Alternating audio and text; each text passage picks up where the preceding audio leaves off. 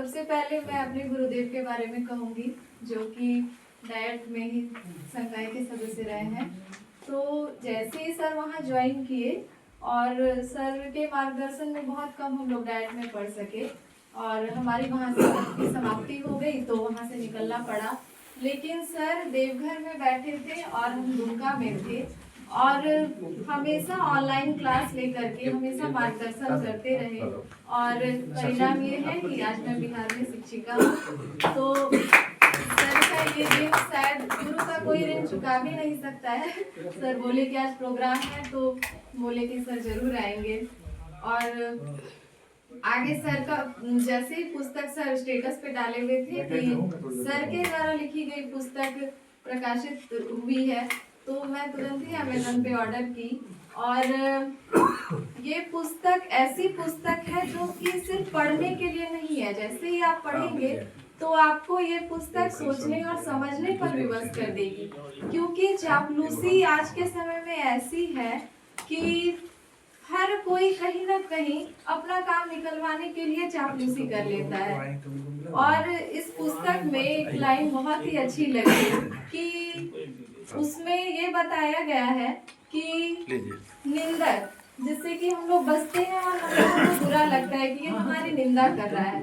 और सर इस पुस्तक में लिखे हैं कि निंदक भी चापलूसों से अच्छा है, क्योंकि अगर हम लोग निंदक के नजदीक रहते हैं तो वो हमारी कमियों को दूर करता है। लेकिन चापलूसी में क्या होता है, कोई हमारी चापलूसी करता है तो हम और खुश हो जाते हैं और चापलूसी करके वो हमारा फायदा निकाल करके चला जाता है और उसके बाद हम लोगों को लगता है कि ये क्या हो गया। तो ये पुस्तक सिर्फ पढ़ने के लिए नहीं है, ये पुस्तक आपके सोचने, समझने और विचार करने के लिए है। और भावी जीवन में ये पुस्तक कई ऐसे छोटे छोटे छंद में लिखी गई है, तो आगे चल करके ये पुस्तक आपको बहुत ही डेली लाइफ में हेल्प करेगी। कहीं भी कुछ भी ऐसा होता है तो सर को बोलते हैं कि सर ऐसा ऐसा है, स्नेहा पुस्तक में इधर इस साइड पे ये ऐसा दिया हुआ है, उसको पढ़ो, देखो समझ में आ जाएगा कैसा है। तो सर का मार्गदर्शन बहुत ही अच्छा है। और कहा भी जाता है कि आप पुस्तक पढ़े, बहुत सारी पुस्तक पढ़े, वो सही है, लेकिन एक ज्ञानी व्यक्ति के संसर्ग में रहना उससे कहीं ज्यादा फल देता है। तो ऐसे ही मेरे गुरु हैं और मतलब सर आए और हमारे सत्र की समाप्ति हो गई, लेकिन शायद मेरी किस्मत में सर से जुड़ना लिखा था तो अभी तक जुड़े हुए हैं। और मेरी सहेली आई हुई है यहाँ पे, वो बोली थी कि सर से वो कभी मिली नहीं थी और हमको बताई कि सर से मिलके इतना अच्छा लगा और इतना अच्छा ये कार्यक्रम है कि हमारी ट्रेन 4:30 में है। और मैं नहीं, वो खुद बोल रही है, हमको ऐसा लग रहा था कि शायद उसको लेट होगा, लेकिन वो खुद बोल रही है स्नेहा ये प्रोग्राम इतना अच्छा लग रहा है कि जाने का मन नहीं कर रहा है। तो बहुत अच्छा लगा, धन्यवाद। मैं तुमने सौजन्य का तुमने कदाचित शिकार होना, जरूरी नहीं है तुम्हारा ईमानदार होना, जरूरी नहीं है तुम्हारा ईमानदार होना, बहुत जरूरी है तुम्हारा दुकानदार होना। बहुत जरूरी है तुम्हारा दुकानदार होना, मक्खन किशोर होना, चमचा कुमार होना।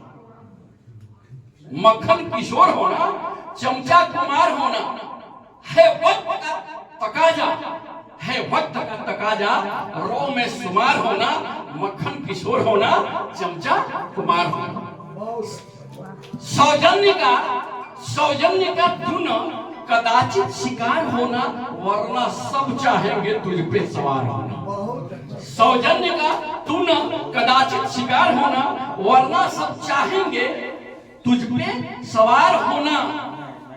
और चुल्लू में डूबने का अब लग चुका जमाना, चुल्लू में डूबने का अब लग चुका जमाना। उल्लू से दोस्ती कर क्या शर्मसार होना, उल्लू से दोस्ती कर क्या शर्मसार होना।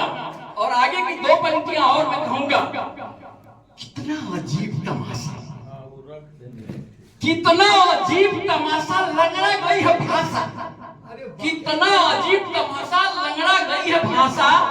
घटिया तरीन जी के ऊंचे विचार होना, घटिया तरीन जी के ऊंचे विचार होना। सौजन्य का तू न कदाचित शिकार होना, वरना सब चाहेंगे तुझ पे सवार होना। मेरे प्रिय विद्यार्थी, डॉक्टर परशुराम तिवारी व्यंग्य की इस विधा को नए रूप में संकेत किया गया कि जो संस्कृत की मिली जुली अपने उद्गारों के साथ, तमाम उदाहरणों के साथ उसे मिश्रित रूप से हिंदी के साथ मिला करके उसे प्रस्तुत करना, उसे व्याख्यायित करना, तमाम लोक कथाओं से जोड़ना और हमारे घर में, परिवार में, रिश्तों में, अब तो परिवार में भी चल रहा है, कोई क्षेत्र इससे अछूता नहीं है। रिश्तों में, ऑफिस में, साहित्य में, कला में, हर जगह ये गुण लोगों के सिर चढ़कर बोल रहा है। राजनीति तो इसका सबसे बड़ा उदाहरण ही है। तो उसको उन्होंने अपने मुक्तकों के माध्यम से जो व्यक्त करने का प्रयास किया है, मैं समझता हूँ इन आप जैसे सुधी जनों का जो प्यार, मोहब्बत और रामनंदन बाबू जैसे लोगों का जो आशीर्वाद, प्रोफेसर श्याम मोहन झा जी और अनिल कुमार झा जी का, और यहाँ बैठे हुए सभी विद्वत जनों का, मुझे क्षमा करेंगे मैं सब लोगों का नाम से परिचित नहीं हूँ, जो आशीर्वाद मिला, और विशेष करके जो यहाँ कार्यक्रम के आयोजक है डॉक्टर विजय शंकर जी, उनकी श्रीमती मधु जी, आप लोगों के प्रति मैं बहुत हृदय तल से आभार व्यक्त करता हूँ। और मुझे बहुत पता लगा कि हाँ, इतने बड़े विद्वानों के बीच में मुझ जैसे आदरणीय अध्यापक को यहाँ परशुराम जी ने मुख्य अतिथि का लवादा डाल दिया। मैं इस बोझ तले दबा हुआ महसूस कर रहा था। मैं एक अध्यापक हूँ और यहाँ बहुत विद्वान लोग हैं। मुझे अपने प्रिय विद्यार्थी कारण आप सबको सुनने और आपसे मिलने का मौका मिला। बहुत बहुत मैं आभार व्यक्त करता हूँ। बहुत बहुत धन्यवाद आप सबको। ये परशुराम जी ने आपको गुरु दक्षिणा दी है और ऐसी गुरु दक्षिणा हर गुरु को मिलती रहे। और अब विजय शंकर जी, चूंकि आप होस्ट हैं, एक शब्द सर का सुन लीजिए सबसे। वो आप बोलेगा? अरे हमको तो पता नहीं था कि कैलाश बोलेंगे, नहीं तो सबसे पहले भाव इनके अंदर था, उस भाव को इनकी कमियां निकाल करके हतोत्साहित करने का काम न करके, बल्कि उसको बहुत अच्छा बताते हुए उसमें यथोचित संशोधन करके उसे आगे बढ़ाने का काम अध्यापकों ने किया। उसमें एक मैं भी, और उसी का परिणाम है कि 2 साहित्यिक कृतियां आज आपके सामने हैं और तमाम सुधी जनों की ओर से, तमाम साहित्यकारों की ओर से उसकी प्रशंसा हुई। आज जिस कृति का लोकार्पण किया गया, इन्होंने बिल्कुल मुक्तक विधान ये रचना की है और साहित्य में कविता को आत्मसत्य की लयाभिव्यक्ति कहा गया है। आत्मसत्य यानी अनुभूति, और उसको एक रिदम में, एक लय में व्यक्त करने को भी कविता कहा जाता है। और कविता को यदि साधना कहा गया तो निश्चित रूप से यह साधना शब्दों के द्वारा ही होती है। इन्होंने एक ऐसी चीज को चुना अपने इस काव्य कृति में जिसे हम शुद्ध शब्दों में चमचागिरी कहते हैं। चर्म शब्द तो फारसी भाषा का शब्द है, लेकिन वो शुद्ध रूप से हमारे समाज में, परिवार में, ऑफिस में, हर जगह चमचागिरी के रूप में वो शब्द प्रचलित है, जाना जाता है, समझा जाता है। और विद्वान झा साहब ने, जो कवि भी है, उन्होंने कहा कि ईश्वर को भी अपनी स्तुति पसंद है, किया जाता है। स्तुति या प्रशंसा और चमचागिरी में थोड़ा सा अंतर है। प्रशंसा किसी के कार्यों या गुणों की जाती है और उसके पीछे कोई हिडन एजेंडा नहीं होता, कोई छिपी हुई नियत नहीं होती है। परंतु चमचागिरी में एक छिपा हुआ अपना निहित स्वार्थ रहता है। और इस कला के द्वारा तमाम लोग चमचागिरी करके उन्होंने सिंहासन पा लिया, लेकिन जब सिंहासन टूटा तो चमचा भी टूट गया। जब गिरा सिंहासन तो चमचा भी टूट गया। बहुत सारे लोग इस गुण का प्रयोग करके, हालांकि ये मानव मन की एक कमजोरी है, निज कभी तो कहीं लाज नहीं का। अपनी प्रशंसा तो सबको अच्छी लगती ही है, लेकिन व्यक्ति को उस प्रशंसा के पीछे छिपे हुए निहित भाव को समझना, यह प्रशंसा और चापलूसी में विभेद है। वैसे नजीर अकबर आबादी ने तो लिखा कि भाई खुशामद से तो खुदा भी राजी है। खुशामद से तो खुदा भी राजी है। और डॉक्टर शेरजंग गर्ग की दो पंक्तियां में जो खुशामद और चमचागिरी के अर्थ के प्रयोग करते हुए डॉक्टर शेरजंग गर्ग ने जो कविता लिखी थी, जो व्यंग्य किया था, उसमें उन्होंने लिखा था, बहुत अच्छी पंक्तियां हैं, इसलिए क्योंकि यहाँ काव्य गोष्ठी और कविताओं का वाचन हुआ, तो मैं वो दो पंक्तियां सुना करके अपनी बात समाप्त करूंगा। अतिकाल हो गया है, बहुत समय ले लिया गया।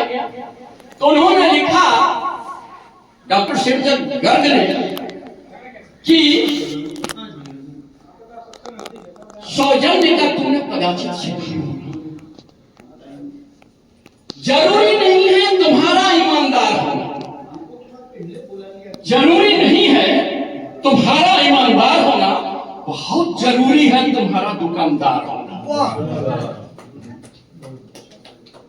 बहुत जरूरी है तुम्हारा दुकानदार होना, मक्खन किशोर होना, चमचा कुमार होना। मक्खन किशोर होना, चमचा कुमार होना है वक्त का तकाजा, है वक्त का तकाजा। रो में शुमार होना, मक्खन किशोर होना, चमचा कुमार होना। सौजन्य का तू न कदाचित शिकार होना, वरना सब चाहेंगे तुझ पे सवार होना। सौजन्य का तू न कदाचित शिकार होना, वरना सब चाहेंगे तुझ पे सवार होना। और चुल्लू में डूबने का और लग चुका, चुल्लू में डूबने का और लग चुका जमाना, उल्लू से दोस्ती कर क्या शर्मसार होना, उल्लू से दोस्ती कर क्या शर्मसार होना। और आगे की दो पंक्तियां और मैं कहूंगा, कितना अजीब तमाशा, कितना अजीब तमाशा लंगड़ा गई है भाषा, कितना अजीब तमाशा लंगड़ा गई है भाषा। घटिया तरीन जी के ऊंचे विचार होना, घटिया तरीन जी के ऊंचे विचार होना। सौजन्य का तू न कदाचित शिकार होना, वरना सब चाहेंगे तुझ पे सवार होना। मेरे प्रिय विद्यार्थी, डॉक्टर परशुराम तिवारी ने व्यंग्य की इस विधा को नए रूप में संकेत किया गया कि जो संस्कृत की मिली जुली अपने उद्गारों के साथ, तमाम उदाहरणों के साथ, उसे मिश्रित रूप से हिंदी के साथ मिला करके उसे प्रस्तुत करना, उसे व्याख्यायित करना, तमाम लोक कथाओं से जोड़ना, और हमारे घर में, परिवार में, रिश्तों में, अब तो परिवार में भी चलता है, कोई क्षेत्र इससे अछूता नहीं है। रिश्तों में, ऑफिस में, साहित्य में, कला में, हर जगह ये गुण लोगों के सिर चढ़कर बोल रहा है। राजनीति तो इसका सबसे बड़ा उदाहरण है। तो उसको उन्होंने अपने मुक्तकों के माध्यम से जो व्यक्त करने का प्रयास किया है, मैं समझता हूँ इन आप जैसे सुधी जनों का जो प्यार, मोहब्बत और रामनंदन बाबू जैसे लोगों का जो आशीर्वाद, प्रोफेसर श्याम मोहन झा जी और अनिल कुमार झा जी का, और यहाँ बैठे हुए सभी विद्वत जनों का, मुझे क्षमा करेंगे मैं सब लोगों के नाम से परिचित नहीं हूँ, जो आशीर्वाद मिला, और विशेष करके जो यहाँ कार्यक्रम के आयोजक है डॉक्टर विजय शंकर जी, उनकी श्रीमती मधु जी, आप लोगों के प्रति मैं बहुत हृदय से आभार व्यक्त करता हूँ। और मुझे बहुत अच्छा लगा कि यहाँ इतने बड़े विद्वानों के बीच में मुझे जैसे अदने अध्यापक को यहाँ परशुराम जी ने मुख्य अतिथि का लवादा डाल दिया। मैं इस बोझ तले दबा हुआ महसूस कर रहा था। मैं एक अध्यापक हूँ और यहाँ बहुत विद्वान लोग हैं। मुझे अपने प्रिय विद्यार्थी का आप सबको सुनने और आपसे मिलने का मौका मिला। बहुत बहुत मैं आभार व्यक्त करता हूँ। बहुत बहुत धन्यवाद आप सबको। थी अब तो नदी पर पुल बन गया है, पहले पुल भी नहीं था। नौका से नदी पार करके भाटपरानी कस्बे में, देवरिया जिले का बिल्कुल बिहार से सटा हुआ कस्बा, ये पढ़ने के लिए आते थे। टूटी सी साइकिल, कुछ दिन के बाद भाटपार में कमरा लेकर रहने भी लगे। लेकिन इनके अंदर एक ललक थी पढ़ने की, कुछ करने की।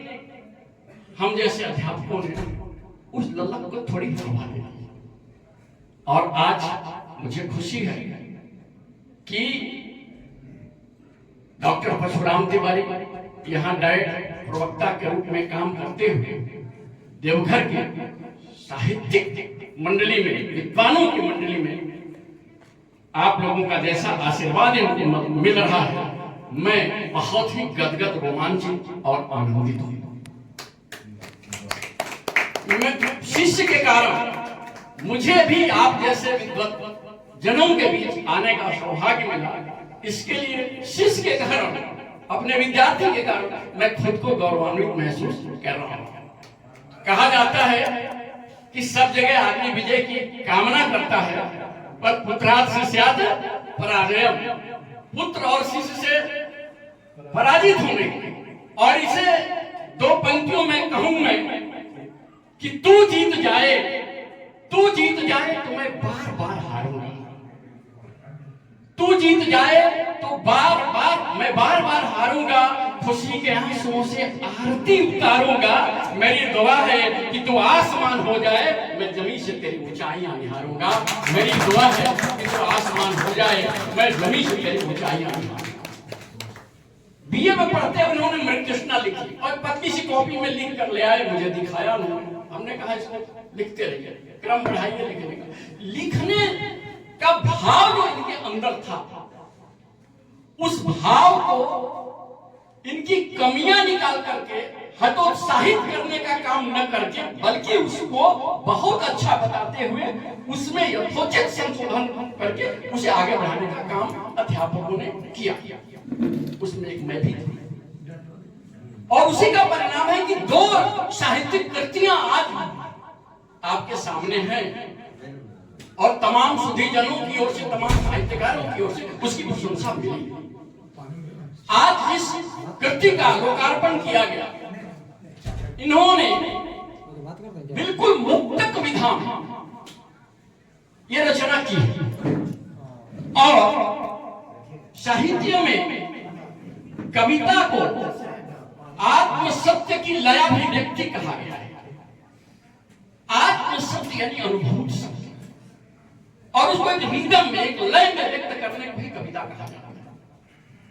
और कविता को यदि साधना कहा गया तो निश्चित रूप से यह साधना शब्दों के द्वारा ही होती है। इन्होंने एक ऐसी चीज को चुना अपने इस कार्यकृति में जिसे हम शुद्ध शब्दों में चमचागिरी कहते हैं। चर्म शब्द तो फारसी भाषा का शब्द है, लेकिन वो शुद्ध रूप से हमारे समाज में, परिवार में, ऑफिस में, हर जगह चमचागिरी के रूप में वो शब्द प्रचलित है, जाना जाता है, समझा जाता है। और विद्वान झा साहब ने शरणियम भृत्यार्तिहं प्रणतपाल भवाब्धिपोतम वंदे महापुरुषते चरणारविंदम, वंदे महापुरुषते चरणारविंदम। मंच पे विराजमान हमारे परम गुरुदेव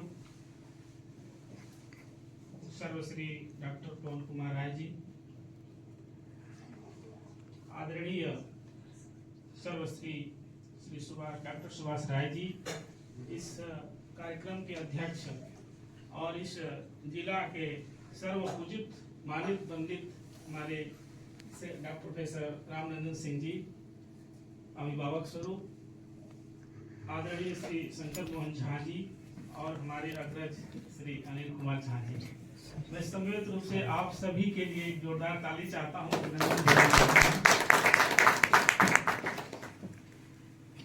कनिष्ठ और ज्येष्ठ की बात किए बिना मुझे जितने लोग दिखाई दे रहे हैं सभी लोग मेरे लिए श्रेष्ठ हैं। भाग्योदयेन बहुजन्म समर्जितेन